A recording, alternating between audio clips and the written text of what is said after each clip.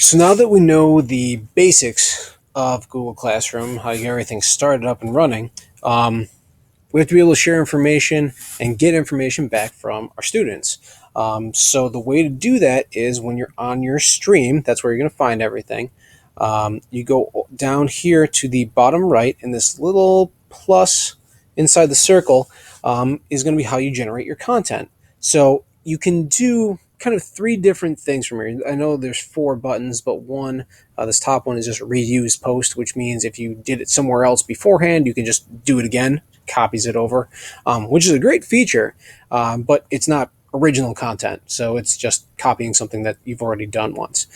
So what we have are announcements, assignments, and questions. Now, questions are really pretty basic. All you're going to do here is if you click on this, it gives you a question. So for everybody here, have you ever used Google Classroom before? And I can put a due date on it if I want. I can put a topic on it if I want. Those are always options. I can make it short answer or multiple choice since this is just a yes/no question. I simply am going to have two options, yes or no. I'm making it so my students can see the class summary. Now, if I want to, I can ask this right away. I can also attach something. It seems a little bit strange to attach something to this, but I could. Or I can save this if I want to save it for later, or I can schedule it when I want it to be released. Now, this is a really neat feature because you can set this up kind of ahead of time. If you know that you're going to be doing certain things on a certain day, or you know that you're going to be out on a certain day, you don't want to have to worry about something getting posted, you just put in whatever day you want the stuff posted and even what time you want it posted, which is great. So not all of your classes have to see everything at the same time, and it doesn't happen, all at midnight or something like that. So we can schedule that to pop up at that point in time if we want to have it do that, which is pretty cool. Um, So right now I'm just going to go back, and what I'm actually going to do is I'm going to save this for later. So if you have the option that says Save Draft, I'm going to click on that and it says it's saving, and you'll see up at the top here it says I have a saved post in my drafts, and it says have you used Google Classroom before, and that's my question. Okay, and I can minimize that so it looks like this. It just says saved posts. The question feature probably isn't going to be used that often, unless you're doing kind of impromptu polls with the class. It really only lets you ask one question at a time. So if you're hoping to elicit some prior knowledge with students as kind of a warm up, or just a super, super quick ticket out about something, that's kind of what the question portion would be for. You're not really going to get huge detail. It's not going to work as a quiz or anything like that. But if you just want a short response, just a quick hitter, say, hey, I want to know what you guys know about this. That's what it's used for. The main two things you're going to be using are announcements and assignments. So we'll go to announcement first. And with announcements are basically the information that you're trying to share out with your students. So what I actually have for everyone here is I have a little PowerPoint that I'll put there. So I'll label it because you have to have a name for this thing. Introduction to Google Classroom. Oops, that's too many S's. There we go. Introduction to Google Classroom. New now, you can say that there's a topic. It doesn't really matter. You put that in. It's kind of arbitrary.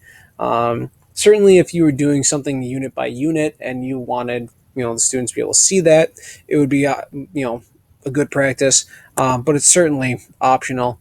And then what you have here are different options on things that you can attach. So here you can upload a file, and this would be something from your document folder on your actual computer hard drive. The option you're probably going to utilize most here would be attaching an item from your Google Drive, which is actually what I'm going to click right here. So the recent stuff pops up first, a couple of videos, and there's my PowerPoint that I was talking about. I'll hit add, and that attaches that right there for me in my Google Slides. The other options you have are actually attaching YouTube videos, because Google and YouTube play together. So if you click on that, if you wanted something, you can either search for it, or if you know the specific URL, just paste it in there, and you can add that as content as well. And then you can always just attach a link if you want to have a link in there. So those are the options for you. Okay, you'd have to have add, and then we hit X because we don't want anything there. Again, you can schedule this to come up. You can save it as a draft. Let's just say we schedule this to pop up right before orientation starts. So we'll go with, I don't know, I think our presentations are starting at noon, so we'll say about 11:30. And I'll go schedule. So now it's a saved post, it's waiting, it's been scheduled, and it says, all right, tomorrow at 11:30 a.m., that's going to pop up for us. So there we go. The other thing that you have are assignments. Now, assignments get a little bit more in detail here. You have to put a title on it, and once you put a title on this, it's going to prompt you. It will automatically make a folder within your Google Classroom folder in your Drive for this assignment. So I'm just going to put test, because we're testing this thing out. You can put instructions on how to do this. So if you have a multi-step direction for the students about what you want them to do, you can list all those instructions for them. You have the option of assigning an actual due date for this. So if you want it done by a certain point in time, I want this done by the end of August, so I pick August 31st. You can put a time in there if you want to be specific, at the end of your class or something like that. Personally, one of the features that I like the most about this is the ability to give specific information to students that they can do. Now, what's great is I've attached here a Google Sheet. It's just the ICT scope and sequence for the district, basically looking at our technology usage. And it gives you these options right here. So right now, it defaults to students can view file, which just means that, when you open up the assignment, you can look at it, and that's about it. What you can do is you can allow the students to edit the file. So if it was a big class project and you want everyone to work on it collaboratively, that's when you pick. The one that's really neat is make a copy for each student. So what happens is once you assign this, each student is going to get their very own copy of this. That'll be called ICT Scope and Sequence 712 hyphen then their name. So it's personalized specifically for them. And then when they turn that in, they're turning in their own copy of that. Okay. So again, you can hit assign, schedule, save draft, all the other things. Just to test this thing out, I'm going to click on assign for it so we can see what's going on. The assignment's going to pop up once it goes through all this stuff. And on your view, the teacher view, this is what you see.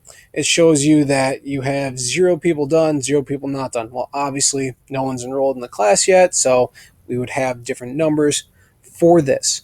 The interesting thing about this is in your Drive, you will also then have a folder called test.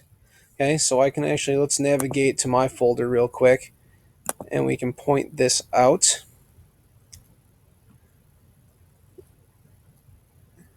Loading up here for just a second, and I can show you basically how that's going to look. So it's going to have Classroom for Google Classroom. We have new teacher orientation right here, and there we have test. Now we open that up. The files that get turned in will end up in this location. Okay, so all that stuff goes right back to you. It's nice and organized. The students' names will be attached to it if you choose to do that way. Once that happens, you can grade students. You can so when this all pops up, you'd have all the student work here. Over here, you can grade the students. It defaults to being out of 100 points, but you can change it. If you want it to be an ungraded assignment, you can do that. You can change how many points it's worth. You can comment all over the students' documents. And the great part is you return all of this back to them. So there can be a back and forth with the students about what's going on. And that is the basics of how you add and share information with students on your stream.